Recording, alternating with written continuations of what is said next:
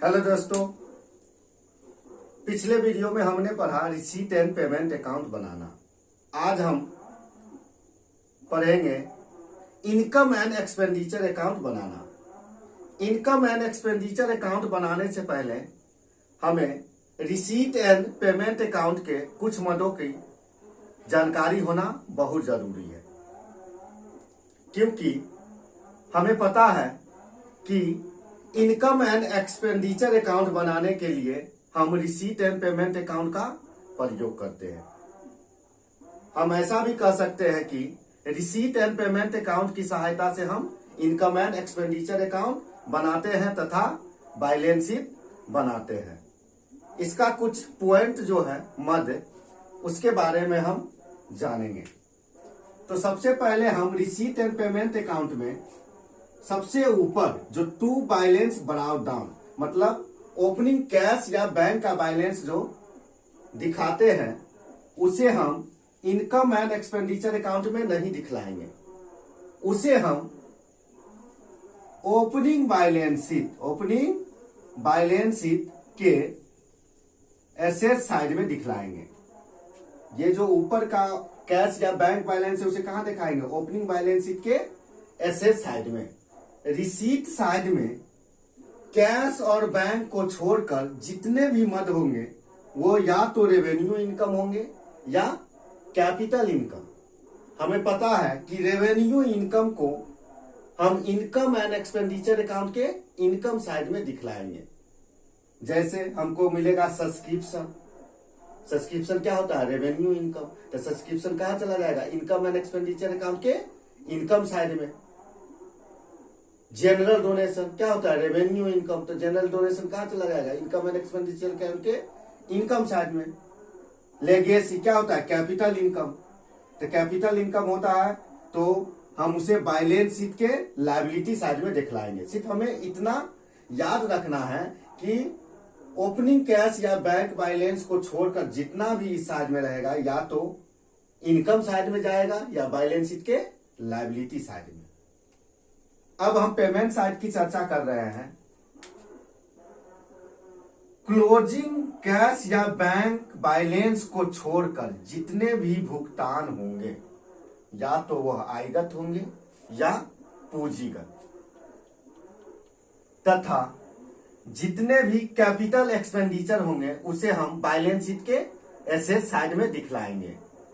और सबसे अंत में रिसीट एंड पेमेंट अकाउंट के पेमेंट साइड में जो बाय बैलेंस कैरी डाउन रहता है उसमें अंतिम कैश या बैंक बैलेंस रहता है, या दोनों भी रह सकता है। तो इस चीज को हम वर्ष के अंत में जो हम बैलेंस शीट बनाएंगे, ये दोनों को हम बैलेंस शीट के एसेट साइड में दिखलाएंगे। अब हम इनकम एंड एक्सपेंडिचर अकाउंट बनाना जानेंगे। Income and expenditure account profit and loss account की तरह ही बनाया जाता है। जिस तरह एक व्यापारिक संस्था अपने यहाँ नेट प्रॉफिट या नेट लॉस मालूम करने के लिए प्रॉफिट एंड लॉस अकाउंट बनाती है, ठीक उसी प्रकार एक गैर लाभकारी संस्था अपने यहाँ आय व्यय के विवरण को प्रकट करने के लिए इनकम एंड एक्सपेंडिचर अकाउंट बनाती है। इनकम एंड एक्सपेंडिचर अकाउंट के तहत हम चालू वर्ष के आय एवं व्यय को रखते हैं। इनकम एंड एक्सपेंडिचर अकाउंट के दाहिने पक्ष को हम इनकम साइड कहते हैं। अब ये जो हम डायग्राम बनाएंगे तो ये मेरा बायां पक्ष हुआ और ये दायां। अब इसके दाहिना पक्ष कौन है? ये है। तो दाहिने पक्ष को हम क्या कहेंगे?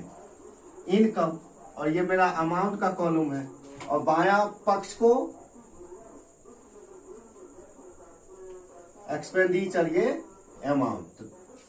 तो इनकम एंड एक्सपेंडिचर अकाउंट के दाहिना पक्ष को हम इनकम साइड बोलेंगे और जबकि बाएं पक्ष को एक्सपेंडिचर साइड बोलेंगे।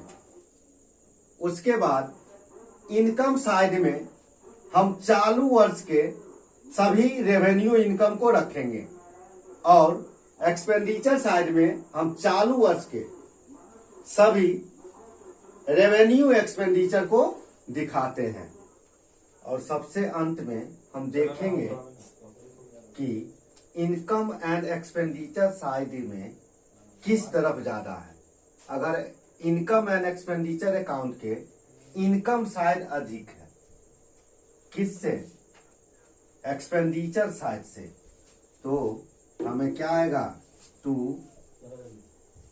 सरप्लस, या हम ऐसा भी कह सकते हैं कि एक्सेस ऑफ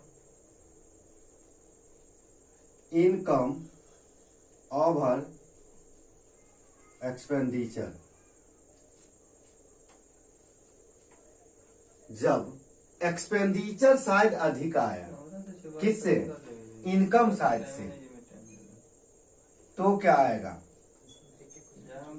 डिफिसिट। यहां क्या आएगा? डिफिसिट, या हम excess of expenditure over income भी कहेंगे।